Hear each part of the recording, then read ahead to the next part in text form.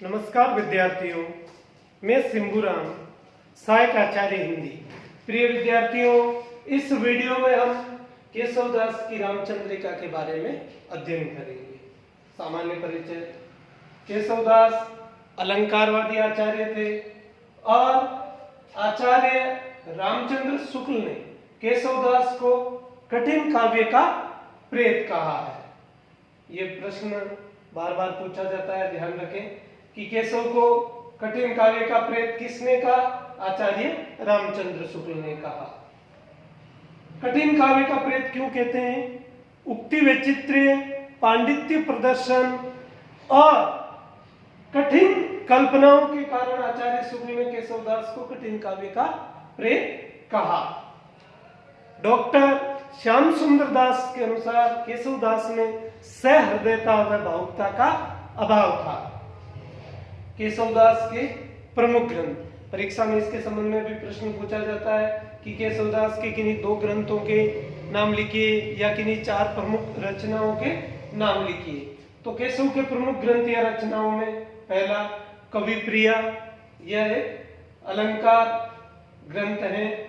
रसिक प्रिया, इसमें रस निरूपण के साथ साथ नायक नायिका भेद का भी विस्तार से वर्णन हुआ है। रामचंद्रिका प्रबंधात्मक राम काव्य, विज्ञान गीता आध्यात्मिक काव्य, वीर देव सिंह चरित, रतनबाला उनी यह आश्रयदाताओं की प्रशंसा में लिखे छंदमाला छंद ग्रंथ हैं। रामचंद्रिका केशवदास द्वारा रचित एक प्रबंधात्मक काव्य है और राम कथा पर आधारित काव्य है, अर्थात इसका जो कथानक है वह पौराणिक और विख्यात है। राम कथा पर आधारित ये काव्य है और इसके नायक भगवान श्री राम हैं। अगला, रामचंद्रिका में संवाद योजना। आचार्य रामचंद्र शुक्ल के अनुसार केशव को रामचंद्रिका में सबसे ज्यादा सफलता संवाद योजना में मिली है। यह प्रश्न भी बार बार पूछा जाता है, तुम्हें ध्यान दें। रामचंद्रिका में केशव को सर्वाधिक सफलता संवाद योजना में मिली, ऐसा कथन आचार्य रामचंद्र शुक्ल का है। और उसके अनुसार रामचंद्रिका में संवादों की जो विशेषताएं हैं, गत्यात्मक संवाद, भावानुकूल संवाद, चरित्रोद्घाटक संवाद, आध्यात्मिक संवाद, नाटकीय संवाद, पूर्व घटना सूचक संवाद, व्यंग्यात्मक संवाद, परिचयात्मक संवाद, कूटनीतिक संवाद आदि हैं। पहला, गत्यात्मक संवाद। इस तरह के संवाद कथा विकास को गति देने वाले होते हैं। रामचंद्रिका में रावण बाणासुर संवाद, रावण मारीच संवाद ऐसे ही हैं। गत्यात्मक कौन से हो गए? जो कथा को गति देते हैं, कथा के विकास को गति देते हैं, वह गत्यात्मक संवाद।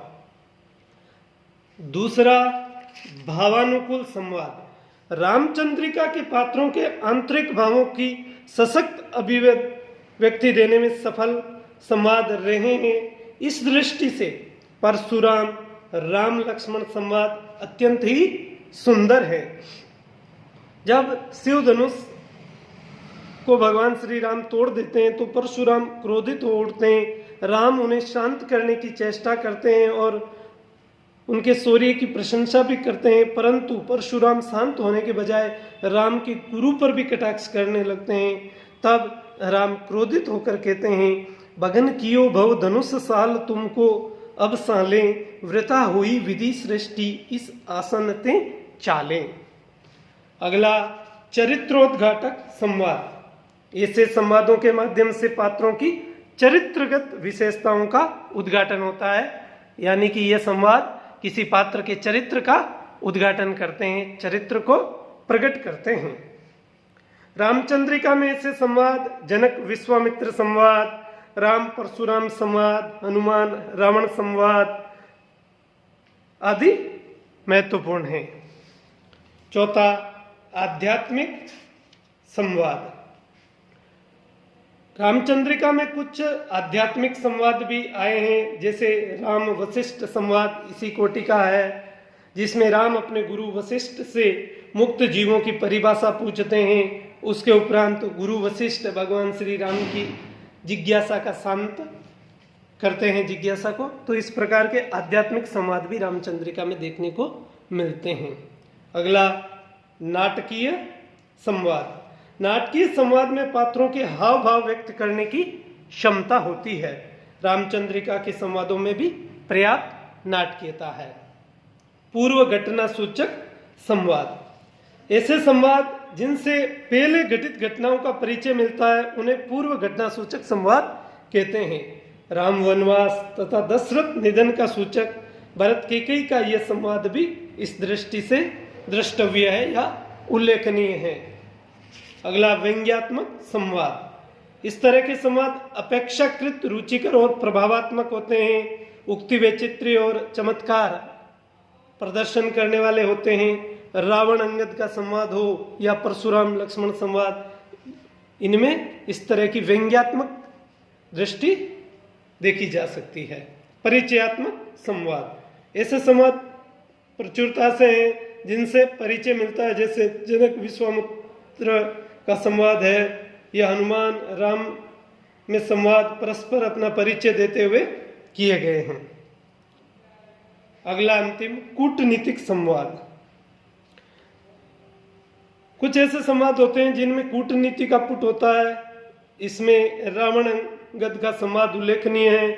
रावण अंगद की भावनाओं को भड़काकर उसे राम का विरोधी बनाने की चेष्टा करता है, लेकिन अंगद उसकी कूटनीतिक चाल का कठोर कूटनीतिक उत्तर देते हैं।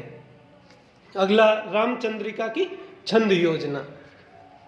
रामचंद्रिका को में जो छंद योजना है उसे डॉक्टर पीताम्बर दत्त बर्थवाल ने इसको छंदों का अजायबघर कहा है। ये भी प्रश्न पूछा जाता है कि छंदों का अजायबघर किस ग्रंथ को कहते हैं, तो केशव की रामचंद्रिका को। क्यों कहते हैं? क्योंकि इसमें अनेक प्रकार के 80 से अधिक प्रकार के छंदों का प्रयोग किया गया है और पीताम्बर दत्त बर्थवाल ने इसको छंदों का अजायबघर कहा है। प्रमुख छंदों में वंशज, सवैया, दंडक, तारक, तोमर इत्यादि प्रमुख हैं। अलंकार योजना की दृष्टि से भी विविधता देखी जा सकती है, जिसमें श्लेष, उपमा, उत्प्रेक्षा, रूपक, विरोधाभास, वक्रोक्ति, दृष्टांत, अर्थांतरन्यास आदि अनेक उदाहरण इनके द्रष्टव्य हैं।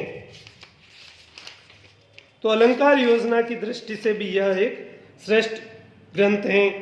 श्लेष, क्लिष्टार्थ के लिए श्लेष का प्रयोग अधिक किया है, जैसे विधि के समान है विमानीकृत राजहंस विविध विबुधुयुक्त मेरु सोचल हैं। इसमें राजहंस के दो अर्थ हैं, ब्रह्मा की सवारी का हंस और राजाओं में श्रेष्ठ।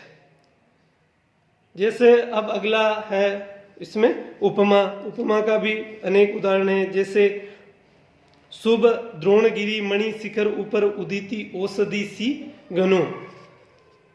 अगला विरोधाभास, गोदावरी नदी के वर्णन में विरोधाभास का चमत्कार दृष्टव्य है। विस्मय, यह गोदावरी अमृत तन के फल देती, केशव जीवन हार को दुख अशेष हर लेती। इसमें विरोधाभास का सुंदर प्रयोग किया है। धन्यवाद।